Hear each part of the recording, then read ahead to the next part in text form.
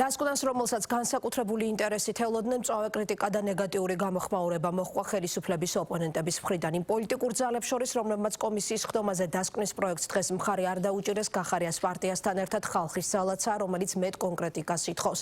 საკმაოდ მძიმეა სხვა პოლიტიკური აქტორების შეფასებები. ოპოზიცია სურსათის, სწავლებისა და საწვავის მაღალი ფასების მიზეზს სრულად სხვა ფაქტორებში ხედავს და დარწმუნებულია, რომ დროებითი საპარლამენტო კომისიის მიერ მომზადებული რეკომენდაციები ფასების პრობლემას ვერ მოაგვარებს.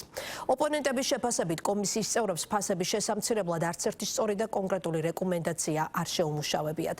რა რეაქციები მოჰყვა საპარლამენტო კომისიის მოცულობით დასკვნა, შალვა სუმბაძე მოისმინა არაერთგვაროვანი შეფასებები. შალვა, ეთერში ხარ.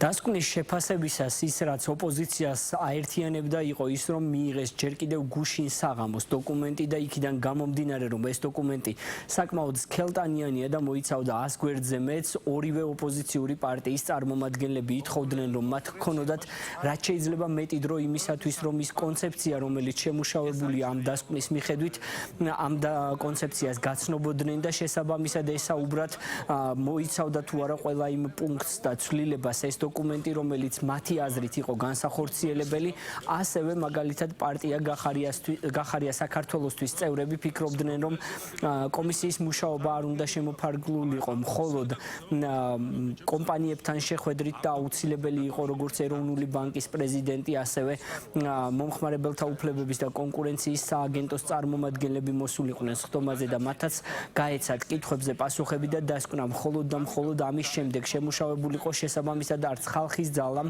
და არც პარტიამ გახარია საქართველოსთვის ამ დასკვნას, ასე ვთქვათ, მხარი არ დაუჭირა, თუმცა თავის მხრივ უმრავლესობაში ამბობდნენ, რომ კონკრეტული ცვლილებების შემუშავება მათი პრიორიტეტი არ იყო. ისინი ამბობენ, რომ ამ დოკუმენტის შემუშავება, ასე ვთქვათ, იყო კონცეფციის დონეზე აუცილებელი და ეს კონცეფცია მოიცავდა იმ პრობლემების გამოკვეთას, რომელიც სექტორებში არსებობს.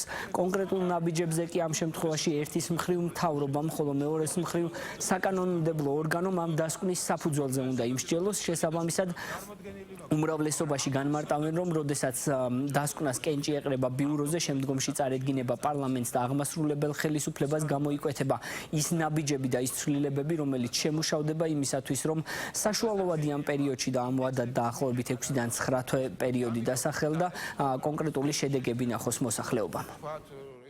დარწმუნებული ვარ, რომ შინაგანად თითოეული მათგანს ეს არ ჯერა, რომ ამ დოკუმენტის რეალიზების შემდეგ ფასები კლებას დაიწყებს, იმიტომ რომ ვერ დაიწყებს.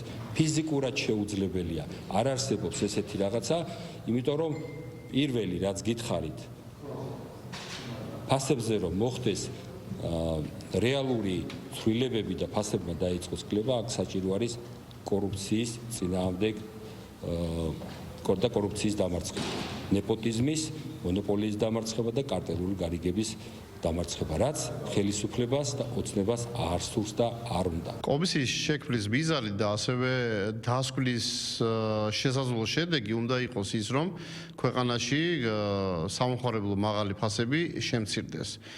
კომისიამ კარგად იმუშავა, მაგრამ დასკვნა არის არასრულფასოვანი, ის არის კარგი სამეცნიერო ნაშრომი, მაგრამ ის არ შეიცავს კონკრეტულ რეკომენდაციებს და ის ვერ შექმნის შესაძლებლობას, რომ დაარეგულიროს ქვეყანაში ფასები. ამიტომ ჩვენ, რა თქმა უნდა, ამას მხარი არ დაუჭირეთ და ერთ-ერთი მოტივი იყო კიდევ ის, რომ ეს დოკუმენტი არის საკმაოდ მოცულობითი, 100 გვერდზე მეტია და ჩვენ ეს მივიღეთ გუშინ საღამოს 9 საათზე დილას უკვე ხდომა გაიმართა. რა თქმა უნდა, ამ მცირე დროშიც საკმარისი იყო ის, რომ ჩვენ ამ ფორმით მოწოდებულ დოკუმენტის მხარი არ დაგვეჭირა. დასკვნა ეფუძნება ბაზრის ძირფესიან შესწავლას საკვე პროდუქტების ნაწილში და დანარჩენი სექტორებთან დაკავშირებით ასევე ეფუძნება ბაზრის აქციებს, ეფუძნება მოხმარებლის აქციებს და ეფუძნება ბაზარზე მოთამაშე კომპანიების ბიზნეს ოპერაციების, ბიზნეს საქმიანობების,